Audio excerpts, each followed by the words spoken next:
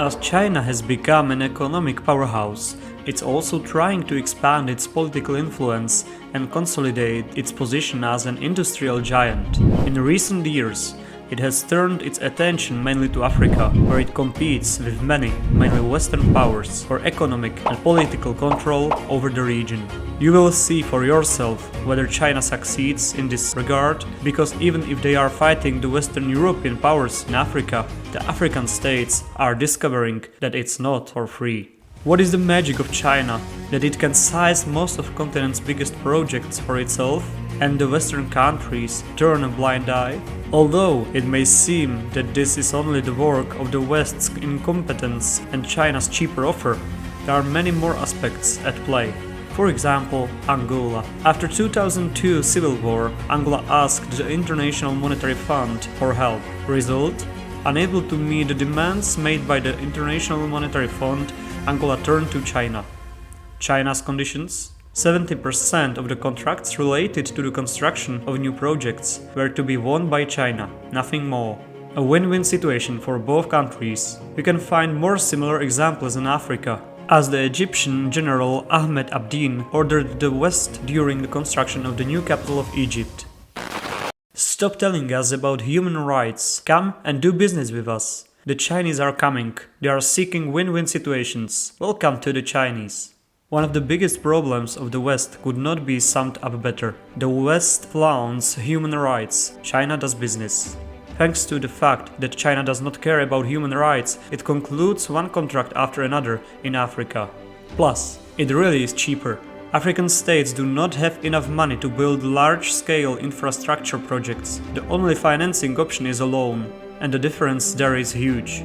According to research by the Debt Justice charity, Western companies demanded almost double the interest of Chinese companies. In exchange for contracts and mining rights, China even offered interest-free loans to a third of African countries. And so China builds one project after another: airports, highways, railways, hydroelectric power plants, ports.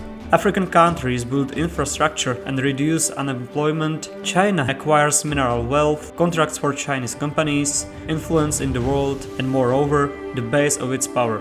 For example, a system of ports throughout Africa. As I said, a win-win situation for both. But is it really so? Every coin has two sides. African countries are becoming dependent on China in almost all aspects, financially, economically, and technologically. In the already mentioned Angola, they operate 400 Chinese companies and completely dominate its economy. As a result, the created dependence of African countries on China is spoken of as a new form of colonialism.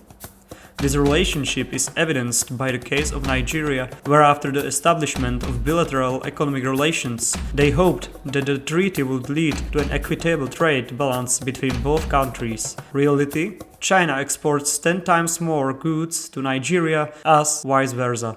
In addition, Nigerian products cannot compete with cheap Chinese products, and local businesses are going bankrupt. This makes Nigeria totally dependent on Chinese imports. Similar situation has been happening in Europe in the past 20 years. An even more extreme situation occurs in Djibouti, where China controls 80% of the country's entire GDP, and in 2017 the country became home to China's first overseas military base. The complete dependence of African countries is manifested by yet another factor. Due to the amount of loans that countries take, they fall into the debt traps. On average, 10% of the debt of African countries is only to China. On the overall scale, the record holder is again Angola, but most countries, including Ethiopia, Zambia, Congo, Sudan, Nigeria, Djibouti, South Africa, Kenya, and others, face issues with indebtedness to China. For example, Kenya almost defaulted on loans to build its largest port in Mombasa, which could have led to the port being handed over to China. In Zambia, the situation went even further. Indebtedness to China reached almost 35% of all their debt. The inability to repay this debt can lead to the loss of the country's sovereignty. And to make matters worse, most projects have an adverse effect on the environment, where infrastructure constructions often do not consider impacts and only serve to satisfy people's financial needs. But in some African countries, after years of Sino-African cooperation, patience is running out and they are not afraid to say no. Another big problem turned out to be the transparency of the agreements concluded. Financing is often unclear, contracts are significantly overpriced, lead to corruption and other problems. For example, one of the railway projects in Kenya was even found to be being built illegally. In combination with the mentioned port construction project, there is a revision of mutual relations and an attempt to limit Kenya's dependence on China. According to them, they do not want to end up like Sri Lanka. Problems with the law have also been reported in Ghana or in DRC.